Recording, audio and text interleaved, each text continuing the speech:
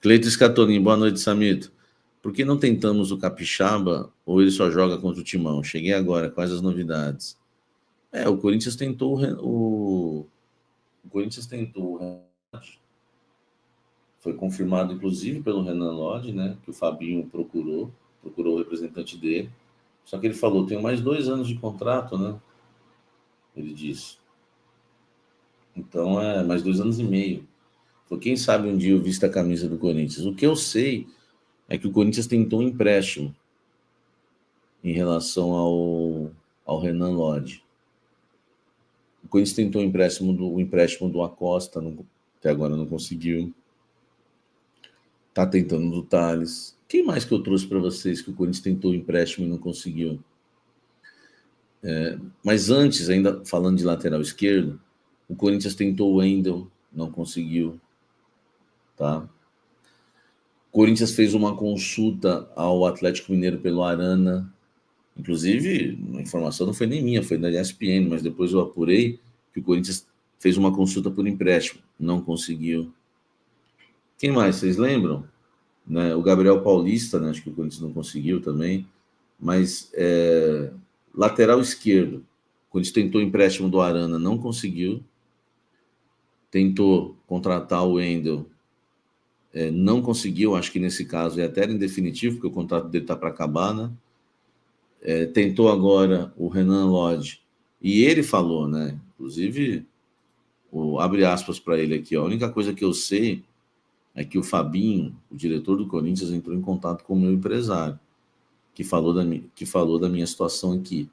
Mas eu ainda tenho 2 anos e meio de contrato, e quem sabe no futuro eu possa defender as cores do Corinthians. Ele é jovem ainda, né? O Renan Lodge, né? Eu não sei quantos anos ele está hoje, o Renan Lodge. Deixa eu ver aqui. É que ele saiu cedo, com 21 anos do Atlético Paranaense, foi direto para o Atlético de Madrid, enfim, rodou aí fora, né, bastante. Já tem 26 anos.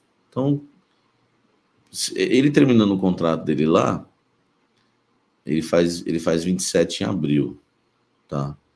Então ele chegaria aqui terminando o contrato dele lá, ele chegaria aqui com 29 anos, daria, tá? Então, gente, o Arthur Cabral, o Corinthians tentou empréstimo, também não conseguiu. O Luan Cândido, o Corinthians tentou, eu já não sei. Né? Já tentou no passado, agora eu não sei.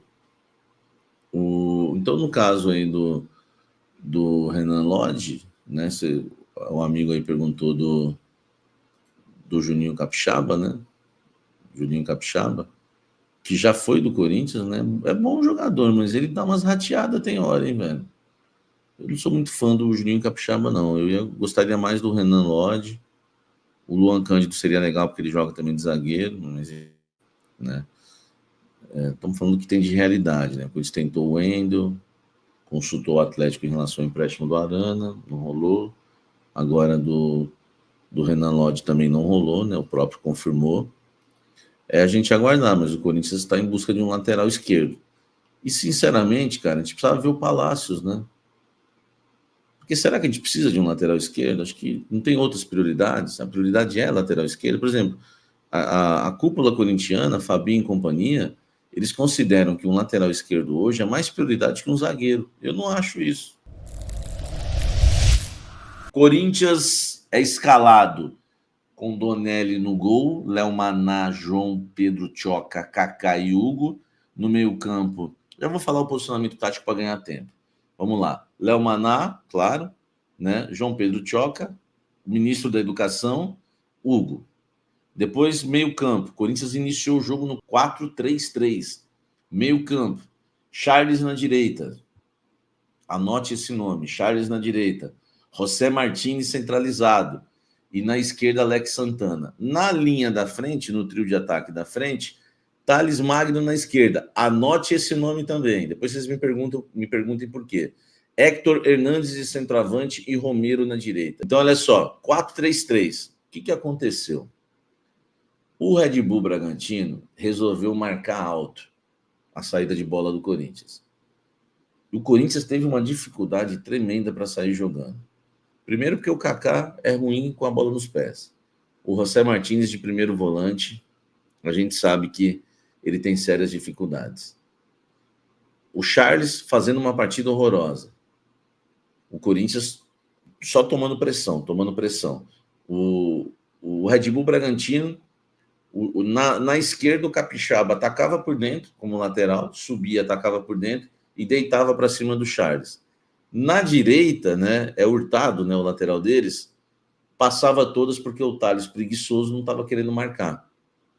Primeiro, o Thales foi importantíssimo porque fez o gol de empate do Corinthians, mas o primeiro tempo do Thales foi um primeiro tempo assim que ele deu todo o campo ali para o Red Bull Bragantino atacar. E aí, o que acontece? O Corinthians sofre o gol. O Corinthians sofre, né, o primeiro gol na partida, o gol do Lucas Evangelista, né, um gol de cabeça. O Léo Maná simplesmente faz aquela sombrinha, né, aquela marcação Bluetooth. O Charles faz a marcação Bluetooth, cruzamento na área, e o Lucas Evangelista, que eu acho que nem sei se já tinha feito algum gol de cabeça na vida, atropela o Hugo, porque a bola passa pelos dois zagueiros, e o Hugo fechou, né? Ele fechou a linha e o gol foi em cima dele. Enfim, a gente sabe que não é o forte do Hugo essa jogada aí no segundo pau, quando tinha o Hugo, a gente sempre tomava gols assim.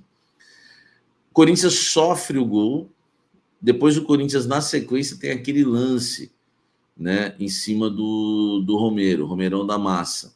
Só que o pênalti, né, realmente foi pênalti, né, do Capixaba. O Capixaba estava a fim de aprontar, ele gosta de nós, né? E depois o juiz lá, o VAR, viu, né, o impedimento ali do Romero, né, no meio-campo. Realmente estava, não temos o que reclamar. O que aconteceu, gente? Aí eu contei a parte ruim da história, porque muita gente se superou na partida depois. Eu não critiquei o Thales, critiquei, mas eu vou contar para vocês que ele se superou. Eu não critiquei o Martins também, mas eu vou contar para vocês que ele se superou. Nem sei se eu critiquei o Martins, né? Mas eu vou criticar agora e vou falar o que aconteceu. Quando o Corinthians toma o gol, o Corinthians, primeiro que um dos problemas do Corinthians era o meio-campo um pouco lento e o Thales Magno perdido. Eu acredito que o Emiliano ou o Ramon deve ter falado assim pro Thales, ó, você sabe que a gente joga no losango, né, com 4 homens no meio campo, então hora você fecha no meio campo e hora você abre. Ou ele foi desobediente. Porque o que aconteceu? O Thales estava perdido. Ora ele estava no meio para ser o meia do losango, atrás dos dois atacantes, e ora ele estava aberto como um ponta.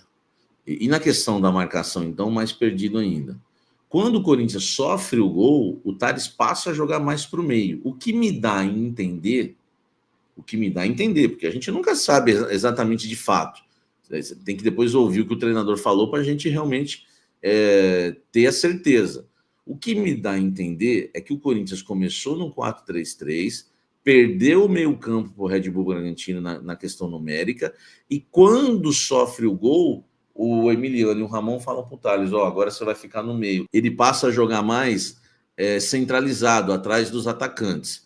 Ou houve desobediência tática, ou houve assim algo que ficou falado para ele, ó, você vai ficar aqui, e o cara não é 2 e ficou perdido, velho.